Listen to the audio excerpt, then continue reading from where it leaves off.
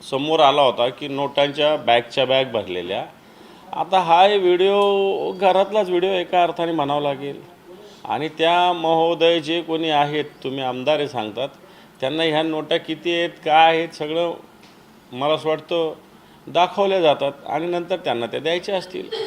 त्याच्यामुळं हे जनतेसमोर आलं पाहिजे की आत्ताच्या घडीला हे सत्ताधारी पक्षाच्या लोकांनी कशा पद्धतीनं हैदोस सत्ता आणि संपत्तीचा घातलेला आहे, तो मी या व्हिडिओच्या माध्यमातून जनतेच्या समोर आणलेला आहे.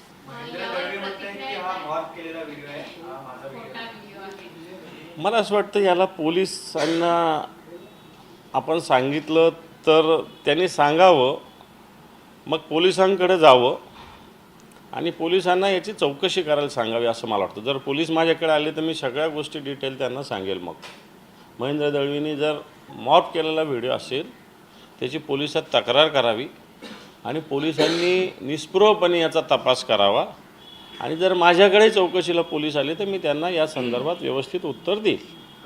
या व्हिडिओचा काही अंशी जरी सत्यता आढळली तरी मी आमदारकीचा राजीनामा देईन असं ते म्हणताय.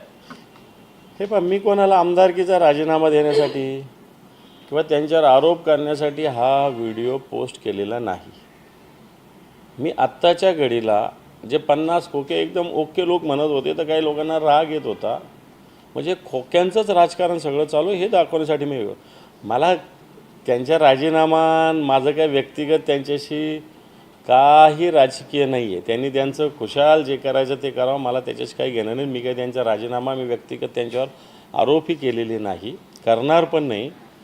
माझी भूमिका याच्यामध्ये ती कोण व्यक्ती आहे, त्यांचा राजीनामा वगैरे मला त्याच्यात इंटरेस्ट नाही. मला सांगण्याचा मुद्दा आहे की आत्ताचे सत्ताधारी पक्षाचे लोक कशा पद्धतीनं जनतेची लूटमार करून, कारण हे तर काय यांच्या शेतीच्या उत्पन्नातून नाही आहेत, हे सगळ्या गोष्टी फॅक्टरीतून येत नाही.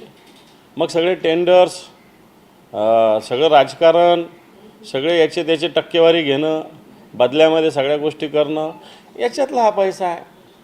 माझा मुद्दा तो आहे. मला त्या राजीनामा वगैरे हा काय मी मागितलेला नाही, मला त्याच्याशी त्या विषयाशी काही घेणं देणं पण नाही.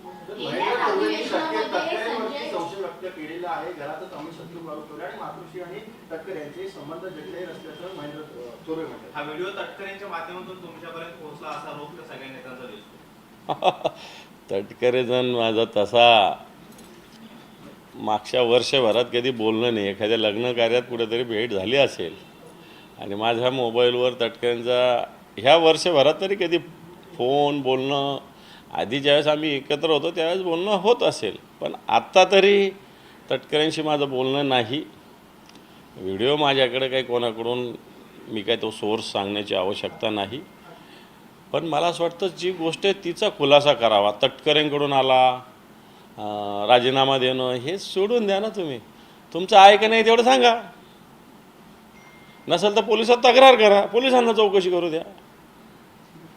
पण हे सगळे नेते एकीकडे म्हणतात व्हिडिओ असाच व्हायरल झाला होता, मात्र त्यांच्यावर कुठल्याही प्रकारची कारवाई केली गेली नाही. आता महेंद्र दळवी यांचा व्हिडिओ पोस्ट केलाय, त्यांच्यावर कारवाईची अपेक्षा करतात. तुम्ही म्हणतात राजीनामा नाही पण निदान कारवाई.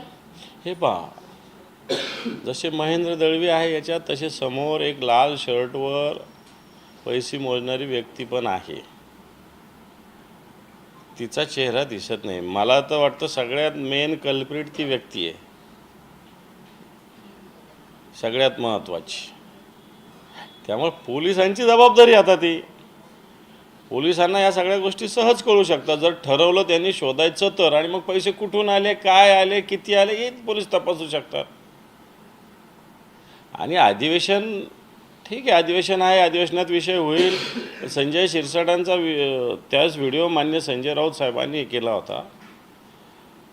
खरं तर आता असे व्हिडिओ तर घरातले आहे ना. संजय शिरसाटांच्या तर बेडरूममधला व्हिडिओ तो, तिथं तर राऊत साहेब नव्हते केलं ना.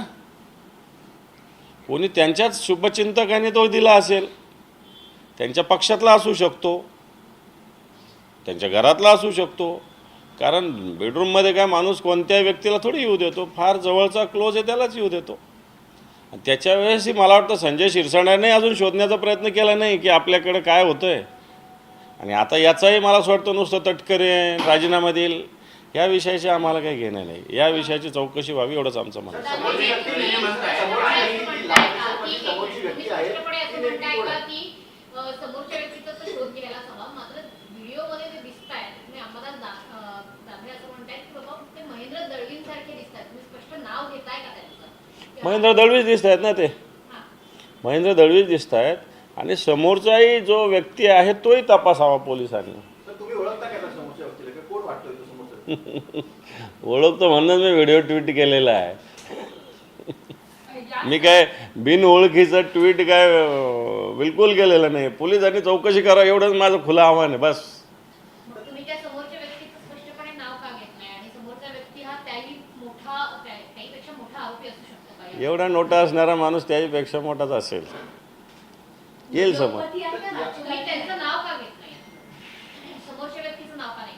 हे पहा, आता चेहरा दिसत नाही त्यामुळे तो मी नव्हेच म्हणेल. तो आता पुढचा त्याच्या चेहऱ्याचा येईल त्याच बघूया. मग कंत्राटदार आहे, राजकारणी आहे की आहे? नाही मी आता त्याच्यात तुम्ही मला आतमध्ये नका पोहोचू नका तिथपर्यंत. या व्हिडिओचा भाग 1 आलेला आहे. भाग 2 सुद्धा याच अधिवेशन काळामध्ये गदारोळ निर्माण हे पण मला अधिवेशनाचा हा मुद्दा नाही. मला ही महाराष्ट्राची संस्कृती खोक्यांची कशा पद्धतीने यांनी केलेली हा माझा मुद्दा आहे.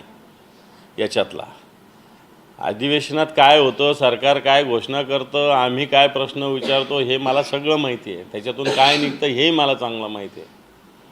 परंतु या महाराष्ट्रात कशा पद्धतीनं राजकारण चालू आहे, कशा पद्धतीनं खोक्यांचं राजकारण चालू आहे, सत्ताधारी पक्षांच्या लोकांचा उन्माद कसा आहे हे मला या निमित्तानं समोर आणायचं आहे.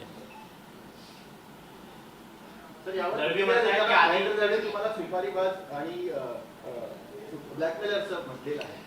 आता हे पहा, सगळं समोर आणल्यानंतर एखादं उदाहरण द्यावं. मी हे दिलेलं आहे समोर. त्यांनी माझं एखादं सुपारीचं किंवा ब्लॅकमेलिंगचं एखादं उदाहरण द्यावं. मी हे सगळं खोटंही सांगेल. मग तुम्ही जो समोरचा व्यक्ती आहे त्याची चौकशीची मागणी करताय, तो शोधून काढला पाहिजे असं म्हणताय. तुमच्याकडे त्याची संपूर्ण माहिती आहे. तुम्ही स्वतः का पोलिसांमध्ये जात नाही? पोलिसांनी माझ्याकडे आल्यावर मी माहिती दिली असं तुम्ही म्हणताय. हे बघ, मी आज आत्ताशी पहिलं पाऊल टाकलेलं आहे. अजून काय काय याच्यावर होतं, काय काय भूमिका सरकार घेतं, ग्रह खातं घेतं हे मला एकदा बघू द्या ना. सगळ्या गोष्टी जर सरकारने काही गोष्टी स्वतःहून केल्या तर चांगल्या, नाही केल्या तर आम्हाला करता येईल ना. पुढचे मार्ग आहेत ना आमच्याकडे. महेंद्र दळवी आणि त्यांच्या सहकारी नेत्यांच्या वेगवेगळ्या प्रतिक्रिया समोर येत आहेत. आधी दानवेंवरती कारवाई व्हावी मग ते सांगू शकतील की हा व्हिडिओ कुठून आला असं ते म्हणतायत. तर दुसरीकडे हा व्हिडिओ मॉर्फ आहे असं देखील दावा करतायत आणि दुसरीकडे तटकरेंवरती सुद्धा आरोप करतायत की त्यांच्याकडून हा व्हिडिओ त्यांच्यापर्यंत आलेला असेल. नेमकं त्यांच्या सगळ्या वक्तव्यांमध्ये वेगवेगळा संभ्रम दिसतोय. हे पहा, मी शिवसेना प्रमुख मान्य बाळासाहेब ठाकरे यांच्या विचाराचा उद्धवजींच्या नेतृत्वाखाली काम करणारा शिवसैनिक आहे.